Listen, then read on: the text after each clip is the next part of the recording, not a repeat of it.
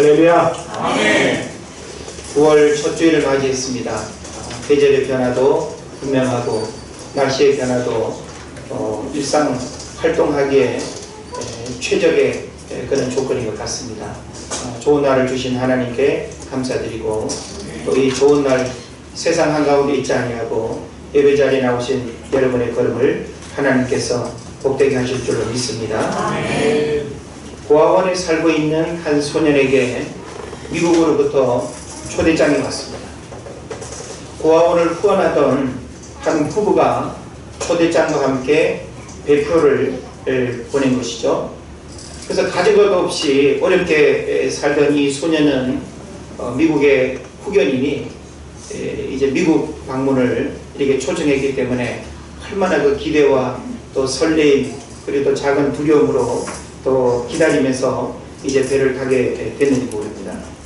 그래서 이 가난한 소년은 배를 타고 가면서 아마 오랫동안 가야 하고 또 먹을 것도 있어야 되리라 생각을 하고는 삶은 달걀 몇 개와 생쌀을 준비해서 배를 탔습니다.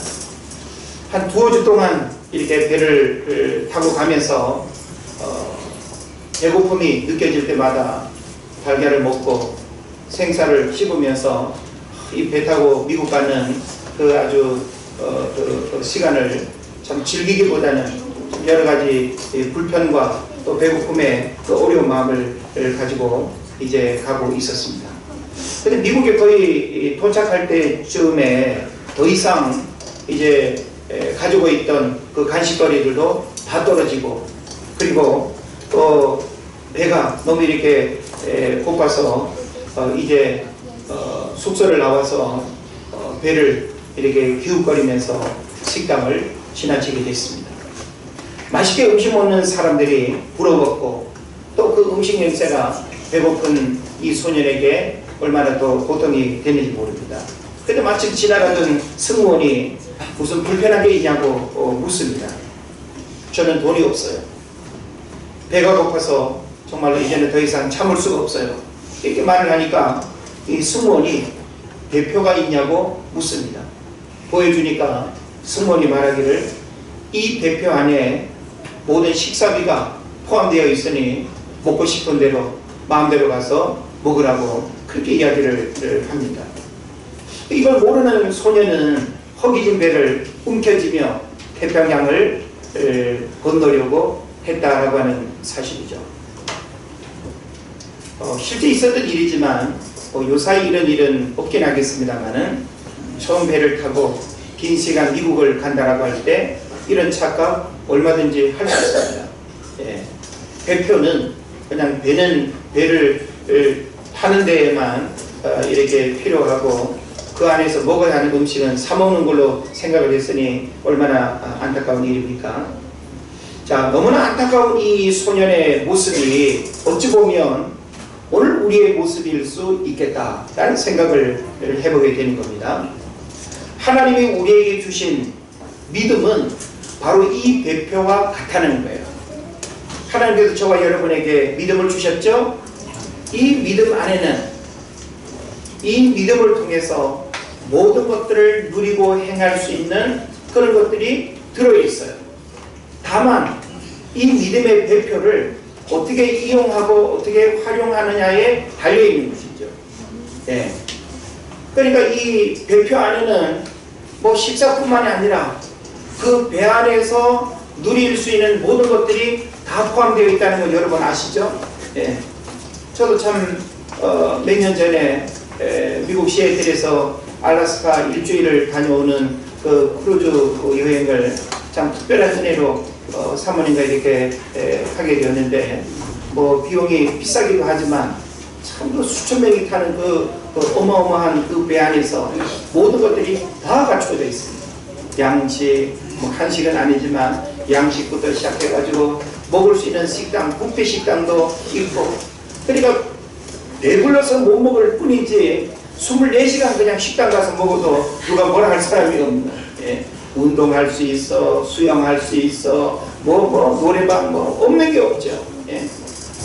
그러니까 바로 이 배표 안에 그 배 안에서 모든 것들을 다 누리고 공유할 수 있음에도 불구하고 이런 착각에 문제가 생긴다고 한다면 얼마나 안타까운 일이겠습니까?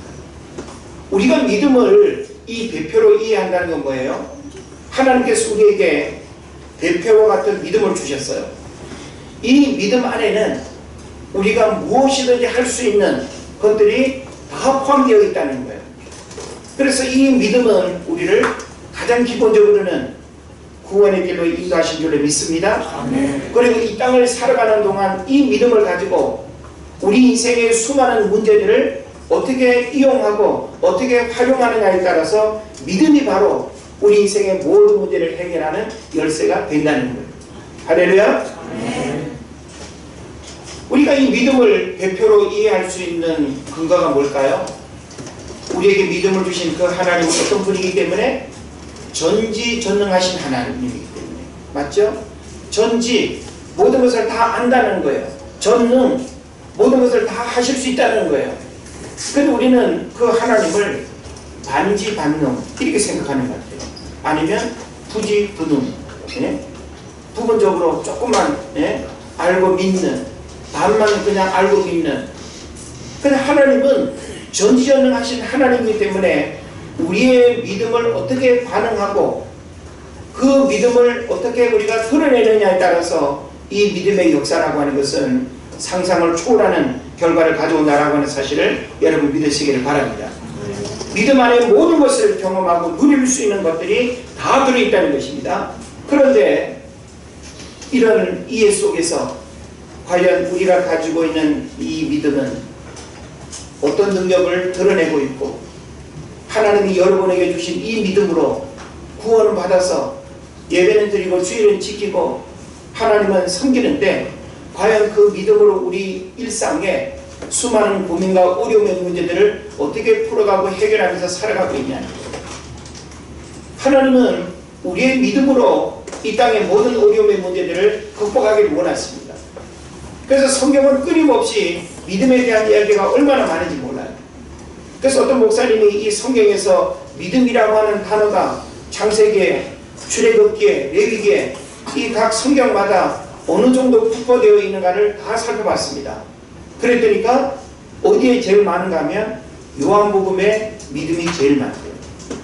요한복음에서도 어느 장에 믿음이 제일 많은가 하면 요한복음 11장에 믿음이 제일 많대요. 물론 히브리서 11장을 우리는 믿음장이라고 이야기하죠. 이렇게 성경은 66권 전체에 믿음에 대한 중요한 가르침을 다 이렇게 펼쳐놓고 있다는 거예요. 어디를 읽어도 믿음에 대한 이야기, 어떤 사건, 어떤 인물, 어떤 비유 다 믿음을 우리에게 이야기한다는 것이죠. 그런 면에서 우리는 성경 본문은 어디를 접하고 어떤 설교를 듣더라도 믿음으로 우리가 듣고 믿음의 역사가 우리 삶 가운데 경험되어지는 이런 일들이 일어나지 않으면 하나님의 말씀을 통해서 믿음을 갖지 못하고 하나님의 말씀을 들으면서 믿음이 내 안에 일어나지 않는다고 한다면 믿음 생활을 왜 합니까? 그죠? 신앙생활이라고 하는 것은 예? 믿을 신자 아닙니까? 예? 그러니까 우리가 이 믿음 생활이라고 하는 이것은 바로 우리 어떤 믿음을 고백하고 믿음을 드러내는 게 믿음 생활인데 말은 믿음 생활이라고 하는데 불신 생활을 하고 있지는 않는 거예요.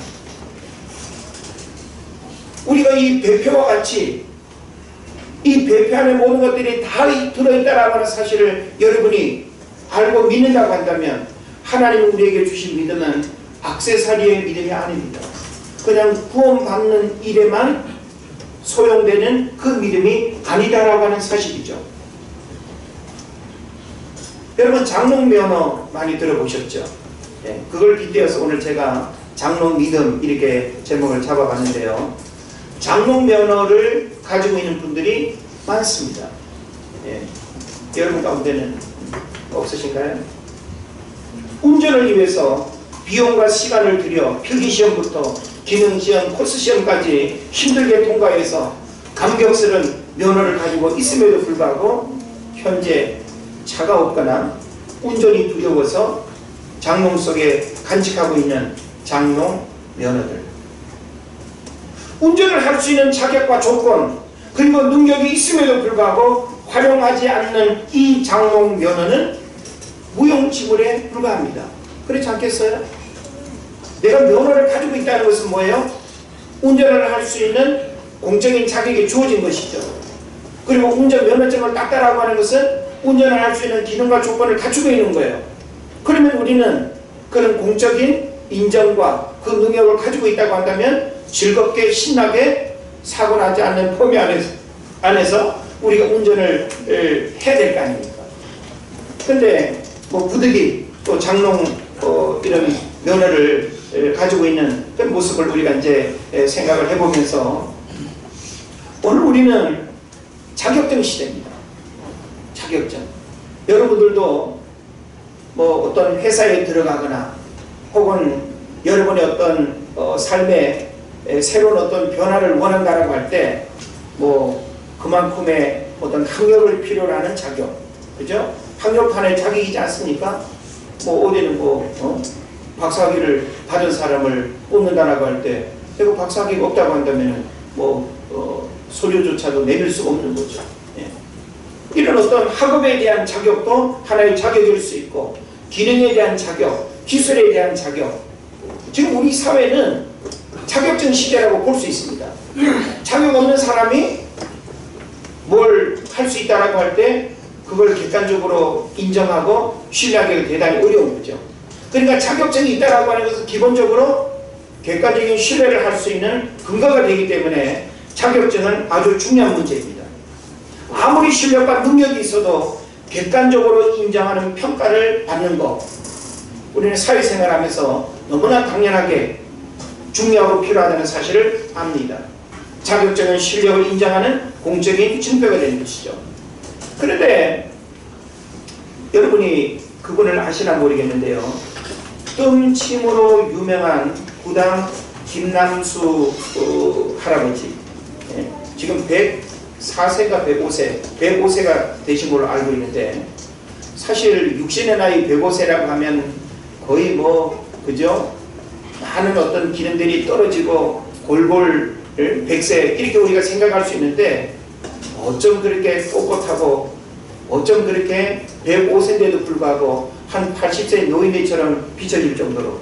그 이분이 뜸침으로 아주 세계에서 인정을 받을 뿐만 아니라, 그리고 일반 그 양방에서 고치지 못하는 통증과 웬만한 어떤 그 질병들을 이분은 뜸과 침으로 그냥 다 고치는 거예요. 그러니까 이거는 누구도 부인할 수 없는 특별한 어떤 실력과 능력을 갖고 있는 거죠. 그런데 침구사라고 하는 것과 한의사라고 하는 것은 또 다른가 봐요. 그래서 이 침구사는 우리나라 법에서는 아직 인정을 안 해요. 그럼 하나의 어떤 민간의학 혹은 대체의학으로 그런 어떤 기능을 가지고 있을지라도 법으로 하는 일은 불법 시술이 되는 거예요. 예? 근데 외국에서는 중국이나 미국이나 일본이나 그런 데서는 이분의 능력을 탁월하게 인정하고 자격증이 있는 사람이 옆에서 같이 일을 한다면 이 사람의 어떤 그 기능을 문제 삼지 않는 그런 어떤 또 포용도 있더라고요. 근데 우리나라는 한때 이분의 어떤 그 시술을 불법 시술로 법의 조촉을 받고 있다고 해가지고 이렇게 그 징역형을 이렇게 내린 적이 있었습니다. 그래서 사회적으로 갑론을박하는 그런 때가 있었죠. 그리고 이분에게서는 뭐가 문제예요? 기능과 실력과 능력이라고 하는 것은 진짜 타의 추종을 불허할 만큼 탁월하게 가지고 있는데, 이 법이라고 하는 자격증이 없으니까 또 문제가 되는 거예요. 그러니까 자격과 실력이라고 하는 이 두 가지는 함께 가야 되는 것이죠. 우리에게 주어진 믿음은 하나님께서 예수님을 믿는 사람들에게 주신 가장 확실한 신앙 자격증입니다. 그러니까 우리의 이 믿음은 그 누가 흉내낼 수 없는 거예요. 왜냐하면 우리가 가진 이 믿음은 예수 그리스도를 주로 고백했기 때문에 그 결과로서 주어진 믿음인 줄 믿습니다. 그러므로 이 믿음은 누구도 빼앗을 수 없고 흉내낼 수가 없는 거예요. 예? 예수 그리스도를 주로 고백하지 않은 사람이 난 믿음이 있어 그러면서 어떤 믿음 행세를 한다고 한다면 이건 바로 가짜가 되는 거죠. 예? 그러나 합법적으로 하나님은 저와 여러분에게 믿음이라고 하는 아주 소중한 그 기능과 능력을 행할 수 있도록 우리에게 주셨는데, 이 믿음이 장롱 면허처럼 장롱 믿음에 머물러 있다면 어떻게 될까요? 이게 제가 요사이 이렇게 고민하면서 참 중요한 주제였습니다. 우리의 믿음이 장롱 면허처럼 장롱 믿음에 머물러서, 내가 예수님을 이렇게 믿어 구원을 받았는데 이 믿음의 역사와 믿음의 능력이 내 삶 가운데 일어나지 않는다라고 한다면 이 믿음은 장롱 믿음입니다. 여기 앉아있는 여러분은 한 사람도 장롱 믿음의 사람이지 않기를 축복합니다. 근데 우리의 신앙생활은 어떠합니까? 저는 목회적으로 여러분의 믿음이 장롱 믿음이기를 원치 않습니다. 하나님이 우리에게 주신 이 믿음이 장롱 면으로 우리가 이렇게 살아간다면 얼마나 안타까운 일입니까? 그죠? 그래서 우리가 요한복음 1장 12절을 보면 뭐라고 말씀합니까? 예수님을 영접하는 자, 곧 그 이름을 믿는 자들에게는 하나님의 자녀가 되는 권세를 주셨다고 했어요. 하나님의 자녀가 되는 이 권세라고 하는 것은 내가 구원을 받았기 때문에 하나님의 능력이 나를 통해서 드러나는 거예요. 할렐루야? 예. 우리는 우리들 스스로가 어떤 권세를 드러낼 수 있는 그런 어떤 자격과 능력이 우리에게는 없어요. 그런데 예수님을 영접했다는 그 분명한 한 가지 조건과 이유 때문에 저와 여러분이 구원받아서 하나님의 자녀됨의 권세와 능력과 축복을 누린다고 하는 것은 얼마나 큰 은혜인지 모릅니다. 아멘. 그래서 우리는 어떤 자격증을 얻기 위해서 얼마나 많은 시간과 재정을 투자해야 됩니까? 그럼에도 불구하고 몇 번의 도전과 실패를 거듭하면서 자격증을 얻는 경우들이 많은데, 예수님이 우리에게 주신 이 자격증은 우리가 어떤 대가를 지불하고 노력하고 땀 흘려서 얻은 것이 아니라 바로 하나님의 은혜로 말미암아 우리의 믿음으로 주어진 결과인 줄 믿습니다. 그래서 에베소서 2장 8, 9절에서 뭐라고 말합니까? 너희가 그 은혜를 인하여 믿음으로 말미암아 구원을 얻었나니. 그래서 우리의 구원은 바로 하나님의 은혜로 말미암아 내가 믿음으로 반응했기 때문에 주어진 결과라고 하는 거예요. 그래서 우리는 이 믿음을 결코 가볍게 여겨서는 안 됩니다. 행위에서 난 것이 아니라고 했어요. 하나님의 은혜로 말미암아 우리에게 주어진 이 믿음을 결코 가볍게 여기거나, 나 이건 이제 믿음 필요 없어, 네가 갖고 살아, 주고받을 수 있는, 사고팔 수 있는, 이게 믿음이 아니에요.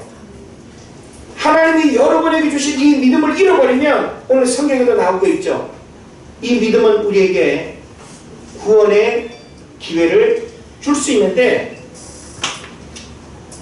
2장 14절부터 우리가 읽었죠. 몇 절인가요?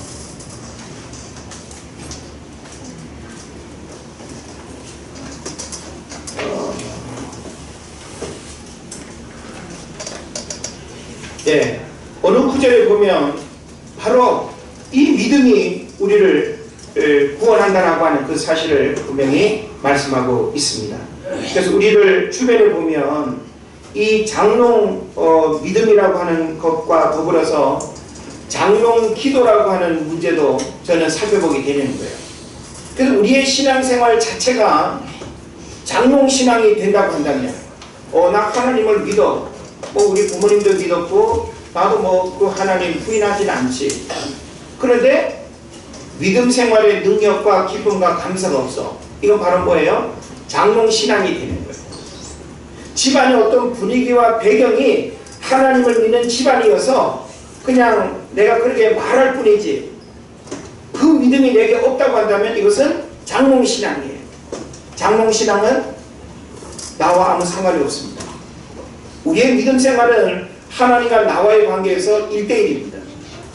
부모님의 신앙이 나의 신앙을 배신하지 않습니다.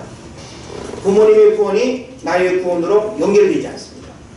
우리 개인이 하나님 앞에 올바른 신앙을 고백하지 않으면 신앙은 철저히 1대1의 관계 속에서 이루어지는 영적인 축복입니다. 그러면서 여러분이 구원의 믿음도 고백해야 되고 하나님 살아계심의 그 믿음도 매 순간순간 어떻게 인정하고 고백하느냐에 따라서 여러분의 믿음대로 되어지는 이런 역사들이 일어나게 될 줄로 믿습니다. 그래서 저는 이런 장롱으로 이렇게 표현되어지는 이 수식어 속에 참 우리의 어떤 호와 실이라고 하는 측면에서 참 허울과 어떤 그 형식과 그리고 또 머리로만 이렇게 머물러 있는 이런 어떤 신앙으로부터 분명히 좀 어떤 변화가 있어야 되지 않겠는가 하는 그런 생각을 저는 해봅니다. 자, 우리가 기도에 대해서 우리가 성경을 보게 되면 성경은 기도가 가지고 있는 그 능력의 탁월함을 우리에게 말하고 있죠. 그죠? 우리가 믿음 생활 속에서 기도가 없다? 기도를 할 필요가 없다? 그럼 믿음 생활 이게 성립이 안 되죠. 말이 안 되죠. 그죠? 그래서 우리가 믿는 하나님은 우리에게 기도의 중요성 그리고 기도의 능력 기도가 우리에게 얼마나 아주 놀라운 결과를 가져오는가라고 하는 사실을 성경이 우리에게 말해주고 있습니다. 그런데 우리의 기도가 믿음의 기도를 통해서 믿음의 역사를 경험하는 그런 어떤 통로가 되어야 되는데 우리의 기도가 장롱 기도에 머물러 있다고 한다면 어떻게 되겠는가? 집중하세요. 시편 145편 18절 19절을 보게 되면 하나님께서 이렇게 말씀하십니다. 여호와께서는 자기에게 간구하는 모든 자, 곧 진실하게 간구하는 모든 자에게 가까이 하시는도다. 그러니까 우리가 하나님 앞에 기도라고 하는 부분을 어떻게 고백하고 어떻게 우리가 기도하느냐에 따라서 하나님의 반응이 어떠한가라고 하는 사실을 우리에게 보여주고 있습니다. 예레미야서 29장 12절에서는 기도에 대해서 이렇게 말하죠. 너희가 내게 부르짖으며 내게 와서 기도하면 내가 너희들의 기도를 들을 것이다. 우리가 하나님 앞에 나아가서 기도하면 하나님께서 우리의 기도를 듣는다는 거예요. 요한복음 16장 24절에서는 뭐라고 말합니까? 지금까지는 너희가 내 이름으로 아무것도 구하지 아니하였으나 구하라. 그리하면 받으리니 너희 기쁨이 충만하리라.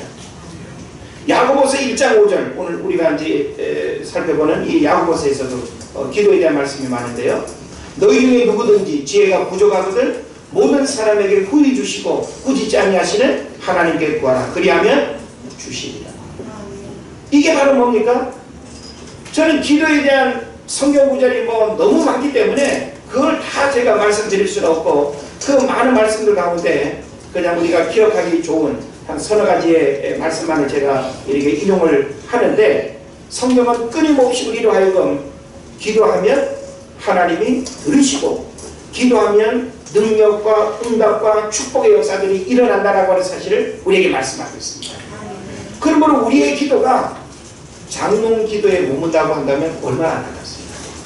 어린아이가 입을 벌려서 엄마, 아빠 도와줘, 이거 해결해줘 라고 말만 하면 그 부모가 모든 것을 다 해결해 줄 수 있는데 아이가 엄마를 너무 이해하고 엄마 형편을 너무 헤아려 가지고 아무 말도 하지 않는다고 한다면 말하지 않는데 그 어떤 문제를 해결해 줄 수 있습니다. 예? 하나님은 우리가 말하지 않아도 우리의 생각과 우리의 안고 일어섬을 하시는 멀리서 우리의 생각을 통장하시는 분이 하나님이심을 분명히 믿습니다. 그러나 그 하나님은 우리가 믿음으로 하나님 앞에 기도하고 믿음으로 우리의 입을 열어 고백하기를 하나님이 원하시는 거예요. 예? 하나님이 모든 것을 다 아시니까 나 아무 말 안 해도 하나님이 다 아시고 다 채워주실 거야. 예? 예정론적 입장에서 그렇게 우리가 이해하면 안 되는 거예요. 하나님은요 우리의 믿음이 고백되어지고 우리의 믿음을 하나님 앞에 반응하기를 원하셔요. 여러분이 말씀을 들으면서 뭔가 깨달아지고 내 안에 어떤 믿음이 일어나면 믿음은 하나님 앞에 행동으로 드러나고 표현되어져야 되는 거예요. 아 오늘 마음에 감동이 있었어. 아 오늘 아주 삼박한 말씀이었어. 여러분이 머리로만 이해하고 가슴으로만 담는 그 말씀은 아무런 의미가 없습니다. 하나님의 말씀이 여러분을 깨닫게 하십니까? 여러분에게 두 주먹을 불끈지게 하고 뜨거운 열정으로 도저히 이렇게 살 수 없는 우리 삶의 열정을 불어일으킨다고 한다면 우리는 그 하나님의 말씀이 나를 감동시키는 대로 우리는 동서남북으로 뛰쳐가야 될 것이고 하나님의 부르심의 자리에서 충성해야 될 줄을 믿습니다. 이렇게 하나님은 기도 하나만 가지고도 여러분 가족의 문제, 자녀들의 문제, 학업 문제, 진로 문제, 결혼 문제, 직장 문제, 문제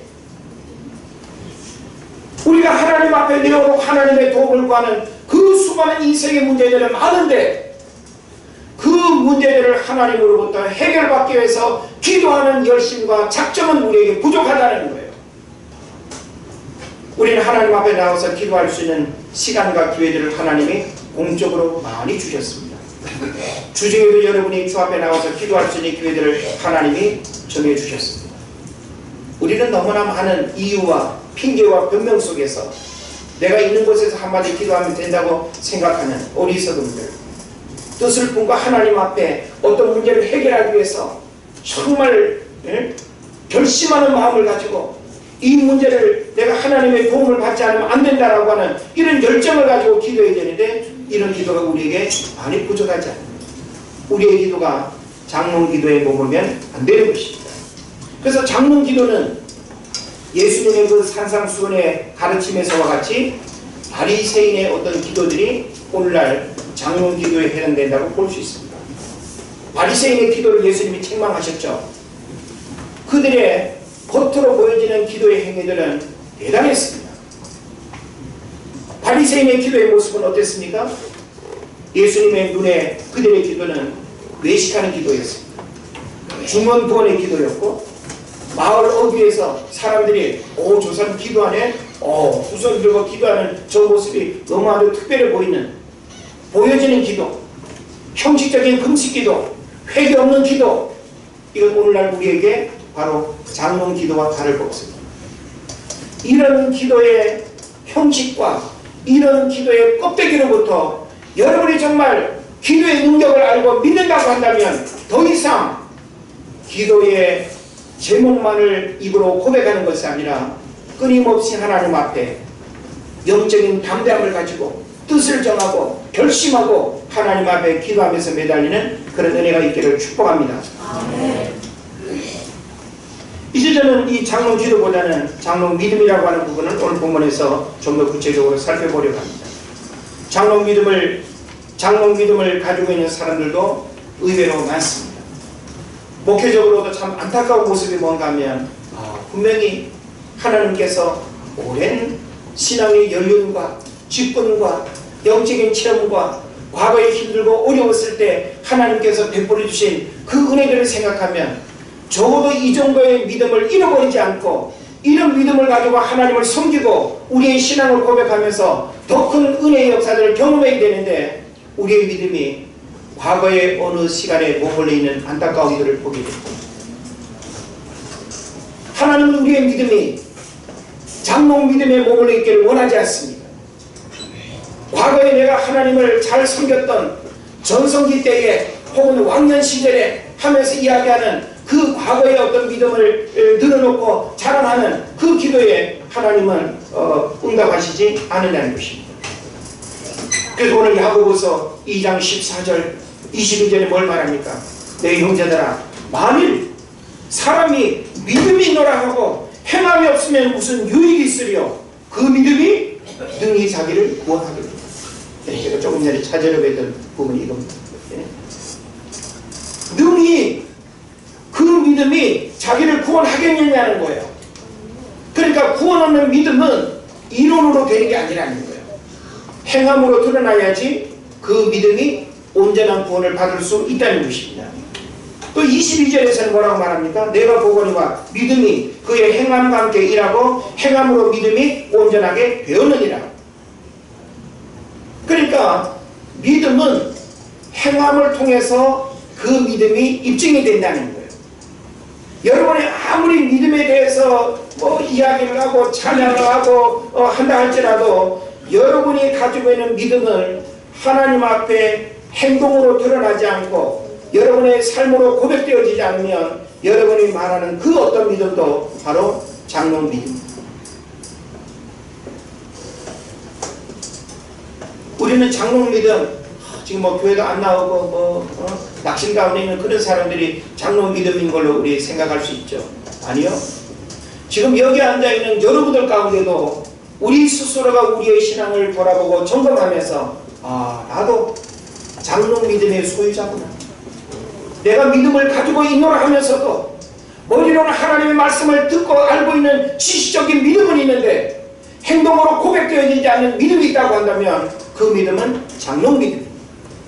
우리의 신앙의 연륜과 직분에 아무 상관없이 장롱 믿음은 어떤 믿음의 역사도 기적도 축복도 경험하지 못한다라고 하는 것이 사람의 말이 아니라 하나님의 말씀입니다.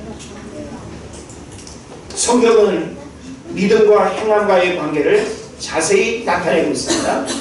진짜 믿음을 소유한 사람은 절대 장롱 믿음이 될 수 없다는 것이죠. 하나님이 우리에게 주신 믿음은 과거형이 아닙니다. 이거 참 중요한 표현인데 여러분 한번 따라 하시면 좋겠습니다. 하나님이 우리에게 주신 믿음은 과거형이 아니다. 네. 우리는 과거에 내가 어렸을 때 믿음 좋았어. 청년 때에 믿음 좋았어. 그때 몸이 아팠을 때 참 하나님 앞에 매달리고 실패하고 고난을 겪고 자식들 속썩이고 할 때 그래도 그때는 믿음이 좋았지. 여러분, 믿음은 과거 내가 믿음 생활을 잘했다고 생각하는 그 시절을 이야기하는 게 믿음이 아닙니다. 저도 그렇게 생각하면 참 오늘 나의 어떤 믿음을 부끄럽게 할 수 있는 그런 과거의 믿음의 일들도 너무너무 많습니다. 근데 우리는 과거의 믿음을 추억하면서 우리가 믿음을 이야기하는 것은 옳지 않다. 성경 의리로 하여금 믿음은 과거형이 아니고 현재형, 미래형입니다. 예. 현재 내가 믿음을 드러내는 것이고 내 삶의 앞으로 어떤 일들이 일어날 것이라고 하는 사실을 믿음으로 바라보고, 그래서 히브리서 11장 1절에서 뭐라고 말합니까? 믿음은 바라는 것들이 실상이요 보지 못하는 것들이 증거라고 했습니다. 그러니까 우리의 진짜 믿음은 현실로도 드러나야 하고 미래의 우리 삶에 일어날 일들 믿음으로 바라보면서 선포하고 반응하고 미리 고백하고 감사하는 것, 이게 바로 믿음인 거예요. 예? 우리는 과거의 시간 속에서 내 믿음의 행위를 사람들 앞에 무슨 영웅망처럼 이야기하는 거, 그건 부끄러운 줄 알아야 됩니다. 과거의 믿음 이야기를 말하는 사람은 오늘 내 믿음이 그렇지 못하다는 것을 그걸로 자꾸 덮어씌우게 하는 거예요. 예? 이게 얼마나 부끄러운 일입니까?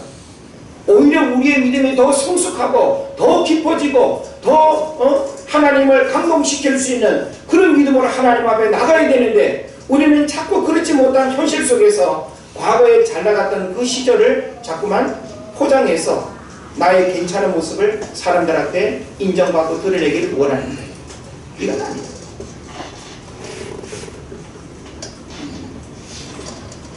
믿음은 과거형이 아닙니다. 믿음은 추억해야 하는 것이 아닙니다. 믿음은 현재형이 되어야 하고 미래형이 되어야 합니다. 그리고 믿음은 그것 자체에 힘과 능력이 있지만 믿음을 활용할 때 더 큰 능력을 보게 될 것입니다. 작은 믿음에 순종할 때 더 큰 하나님의 뜻과 계획을 만나게 되고, 그 만남 앞에 또 믿음으로 순종할 때 더 큰 믿음을 얻게 되는 것입니다. 장롱 믿음은 하나님의 보좌를 움직일 수 없습니다. 하나님의 일하심을 경험할 수 없고, 그래서 성경은 믿음의 이야기도로 가득 차 있는데 믿음의 실패와 믿음의 승리를 우리에게 보여주고 있죠. 여러분은 믿음의 승리자의 이야기들을 통해서 도전받고 여러분도 동일한 믿음의 사람으로 하나님 앞에 세워지는 은혜가 있기를 바랍니다. 그래서 장롱 믿음이 아닌 기사와 이적을 행하는 살아있는 믿음이 되기 위해서는 어떻게 해야 될까요? 오늘 성경에서 계속 반복하고 있는 겁니다. 17절, 20절, 26절에서 말합니다. 정답은 뭐냐? 행하는 믿음이에요. 따라합시다. 행하는 믿음이어야 한다. 행하는 믿음이어야 한다. 예. 우리가 자기 스스로를 바라보면서 혹은 누가 말하진 않지만 그럴 것 같은 장롱 믿음의 어떤 모습을 가지고 있다고 한다면 이런 장롱 믿음의 모습에서 정말 하나님을 감동시키고 이 믿음이 우리에게 엄청난 유익과 축복을 가져다 줄 수 있는 그런 믿음이 되기 위해서는 어떻게 된다는 거예요? 행하는 믿음이에요. 할렐루야. 그래서 성경은 행하는 믿음에 대한 아주 중요한 두 가지의 사례를 이야기하고 있습니다. 누구의 믿음을 이야기하고 있죠? 21절에 보니까 아브라함이 아들 이삭을 제물로 바치는 것, 이게 바로 믿음의 행위였다는 거예요. 그러니까 행함으로 아브라함의 믿음을 하나님이 의로 여기셨다는 겁니다. 예? 우리는 이런 어떤 행함이 없이 이론에 능한 그 믿음으로 인정받으려고 한다면 이건 믿음일 수가 없다. 우리의 믿음은 행함으로 인정을 받는 거예요. 하나님은 우리의 믿음을 바라보신다고 하죠. 저울로 바라본다는 말이 있습니다. 그리고 성경을 보면 하나님은 행동하시는 하나님으로 묘사하고 있어요. 하나님도 일하시는 하나님, 행동하시는 하나님이에요. 하나님은 저 먼 우주 속에 추상적으로 계시는 하나님이 아니라 살아계시는 하나님, 실제하시는 하나님, 행동하시는 하나님, 일하시는 하나님. 할렐루야. 아멘. 그래서 예수님도 아버지가 일하시니 나도 일한다고 했고, 우리도 끊임없이 행동하는 사람이 되어야 됩니다. 우리의 행동을 하나님이 바라보신다고 했어요. 우리의 믿음의 행위를 하나님이 바라보십니다. 예? 그리고 25절을 보면 또 어떤 사람이 등장하죠? 기생 라합이 사자들을 접대하여 다른 길로 나가게 할 때의 행위, 이게 바로 믿음이었다는 거예요. 이 부분을 더 길게 설명할 수는 없는데, 기생 라합이 이 뭡니까 여리고성에 어떤 일이 일어날지 모르잖아요. 그 경관성이 무너지리라고 여러분 생각할 수 있습니까? 없어요. 그런데 그 주의 사자를 통해서 이 여리고성에 앞으로 일어날 일들을 바라보면서 그 사자들을 접대하고 숨겨주고 피신할 수 있도록 한 것은 다 뭐였다는 거예요? 믿음이었다. 행동으로 믿음을 보여준 이 아브라함과 기생의 이 모습처럼 우리에게도 바로 이 믿음을 하나님이 원하신다. 이론에 머물리는 믿음은 장론 믿음입니다. 머리로만 이해하는 믿음은 장론 믿음입니다. 중요한 결정의 순간에 믿음으로 반응하지 않는 것은 장론 믿음입니다.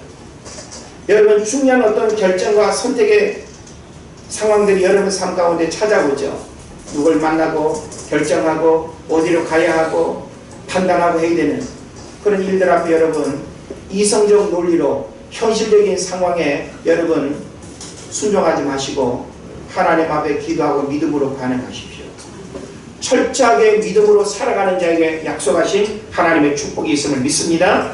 장롱 믿음은 생명력이 없습니다. 장롱 믿음은 하나님의 보좌를 움직일 수 없습니다. 장롱 믿음은 자신의 구원도 보장받을 수가 없습니다.